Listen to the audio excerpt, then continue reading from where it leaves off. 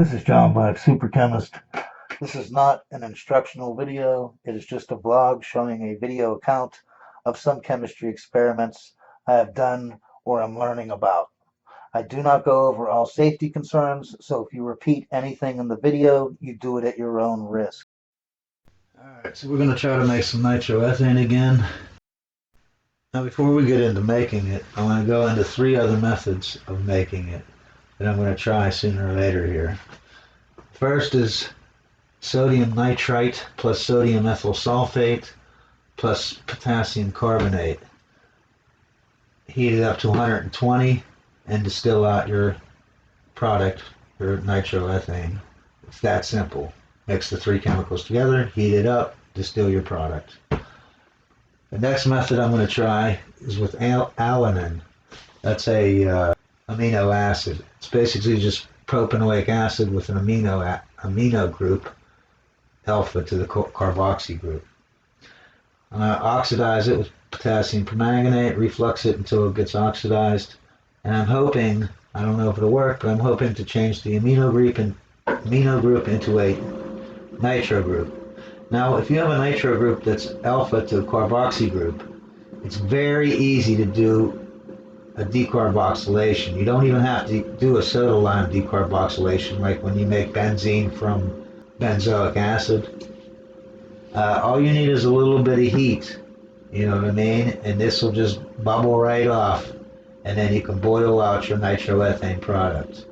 And this third way is, I don't know this method, but you take ethyl nitrite, pass it through a tube furnace that has asbestos in it at 120 to 130 C, and what comes out on the other side is nitroethane. Okay. There's no instructions. These 3 things, and the one I'm doing now, I found a page, and I'm going to leave a link to that page in the description below this video. But that link has like 20 methods or 10 methods or 15 methods or whatever it is on how to make nitroethane. These are all in there, and they have exact instructions on how to do it. Okay, it's not just one equation. It actually has step-by-step instructions on all of them except for this one. This one, well, I guess it does have exact instructions. I just don't know how to get asbestos. You know what I mean? But if you do, maybe you could try it. Keep in mind, ethyl nitrite is very explosive and very low boiling point. And then you're making nitroethane on top of that. This seems like it'd be a very dangerous thing to do. The reason why I bring it up, though, is because the experiment we're going to do today, where we take silver nitrite and ethyl bromide, stir them up together, and we end up making nitroethane. Half of your product is going to be ethyl nitrite as your side product. You know what I mean? And half will be your real product, the nitroethane. And if you're losing half, you know what I mean? If you do this method we're doing in the video, and half of what you make is ethyl nitrite, maybe you can take the ethyl nitrite, you know, I could take it and pass it over some asbestos in a tube furnace and change it into nitroethane. That way I would have a bigger yield on this experiment I'm about to do. You know what I mean? Even though the yield might only be 50%, the other 50% is going to be the ethyl nitrite, and then I can do this experiment to get the yield up higher than that. So like I said, I'm going to leave a link to that page in the description below this video, and you can not only see the recipes and instructions on these 3 methods that I'm doing, or 4 methods, but you, like I said, there's like, here, let me look it up. There are 20 methods how to make it. These I feel are the best. The best one, I think, is this one right here. You just mix 3 chemicals together. Potassium carbonate is nothing to make, and also you just need a small amount of it. Sodium ethyl sulfate is pretty easy to make, and sodium nitrite, you can just buy it right out of the bottle. So the only thing you really need to make for this is the sodium ethyl sulfate, which is easy to make. Mix those 3 together, and that's it. Heat it up and get your product. That seems like the easiest Like this experiment we're doing today calls for 24 to 72 hours of stirring. That's ridiculous. Okay, that's crazy talk. But we're going to try it a second time. And keep in mind, I've never done these experiments, and this page that I'm directing you to that has these 20 different methods, I don't know who wrote them or if they're real or if they're not. I don't vouch for them. I'm just saying that they're there. That's it. So we're finally going to start making it. I want to show you the apparatus. I have a cup here. You can see it's just a, measuring cup. I'm going to put ice water in there, salt, so I can keep the temp down. Remember, I have everything in the freezer, so it's down to like minus 10°C. Then I have this vessel inside it, which will have everything in it. And you can see I have a drill here. And people wanted me to mention this about drills, that if you don't, these drills, even if you don't see sparks, there's sparks coming out from right here. If you turn off the lights and you turn the drill on, you'll see sparks inside this thingy here, inside these little vents. And, diethyl ether can go up in there and start a fire. You need a brushless drill, and I'll look it up because I don't even know what that means. But so this is very unsafe. Don't do it. But you can see I made a stirrer here. It goes up to the drill, right? Comes down, and it just makes a T. It just goes into a T. Then I can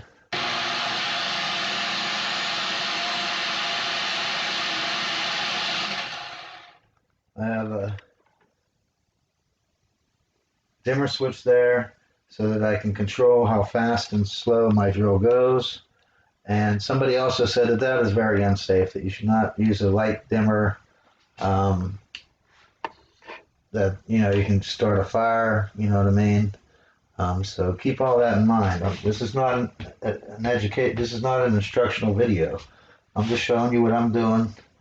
I don't tell all safety concerns, but I am, because people brought it up in the last video where I made this.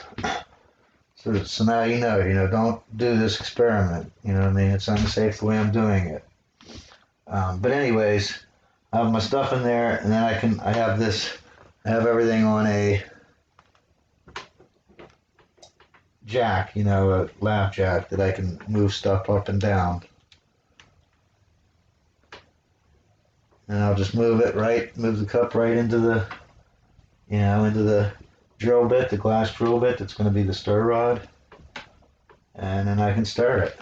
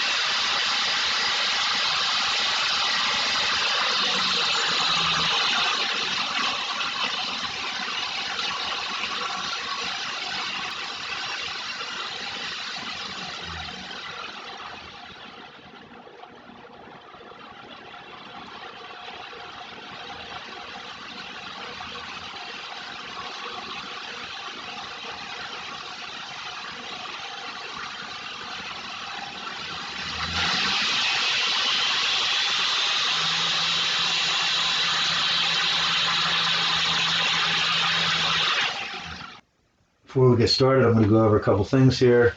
You want to chill everything first. The only thing I did different this time was the silver nitrite. Originally, I dried it out and I made a desiccant chamber, and I used that in calcium chloride. And I used that to dry it up. I just left it in there for a couple weeks. This time, all I did was I put it in the dark again, but I stored it in another room with no pilot lights or anything like that, and I just let the ethanol evaporate off naturally into the air. I just put it on a plate and spread it out, turned the lights off. Next day, it didn't smell anything like ethanol. So I put it in the oven at 100 Fahrenheit, like the lowest setting I can put it on, for like 10 minutes, just a little bit to, get the remaining, once I didn't smell any ethanol on it, I put it in the oven. If you smell ethanol, don't put it in your oven. and let it dry completely. This time it is more dry than it was last time. Other than that, all the other chemicals I've made the same way as I did in the first video. Chill everything first, then drip your ethyl bromide into the silver nitrate diethyl ether mixture. Keep it at 0 degrees the whole time and stir for 24 to 72 hours. Now, in the first video, I only stirred it for about 4 hours, all right? And I didn't do a very good job stirring it during that 4 hours. So that's a big difference, obviously. Okay, so I have some ethyl bromide here, and I have a eyedropper, a glass eyedropper. I'm just going to drip this in. I'm going to turn this drill on.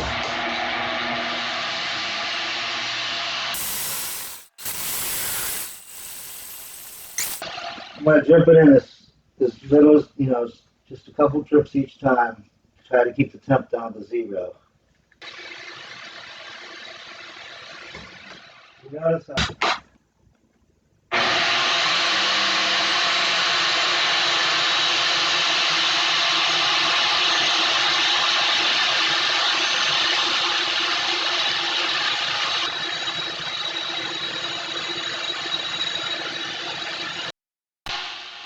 you should do this in the dark.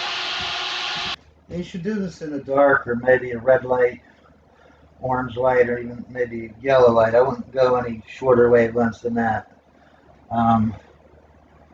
It's been 3 hours now. I've added it in. I basically did, dropper, dripping it in, and then I put my ethyl bromide back in the freezer, covered up with cellophane and a gum band. Let it sit there for a couple minutes so this cooled down, and then I would, do 3 or 4 or 5 more drippers, dripping it in, cover it up, put it back in the freezer, and the whole time this is stirring.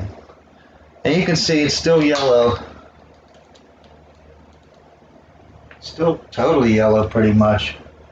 I'm keeping it at 0 degrees. Basically, I would put in the droppers and keep dripping it in until I got a temp of like 4 or 5 C, and then I would stop and let it come down to like 0 or 1 C, and I drip some more in. Now, that took me 3 hours. Okay.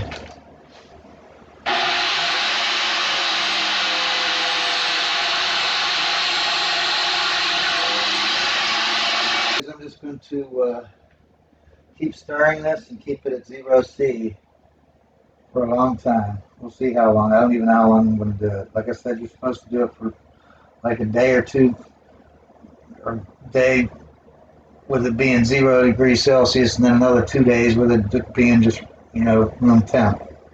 I'm not going to start at room temp. You can see the amount of liquid that's in there.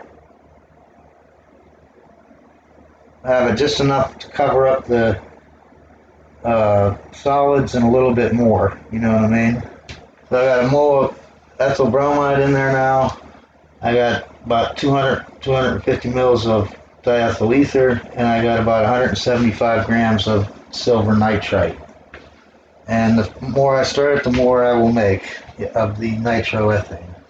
So I'm going to go back to stirring it, and well, it's still a little yellow, but mostly it's off-white now. Probably can't tell on camera because of the lighting, but now it is still a little yellow, but it's mostly getting more white. So it's been about 3.5 hours total. 3 hours to add it and another ½ hour additional stirring. So we got a long way to go.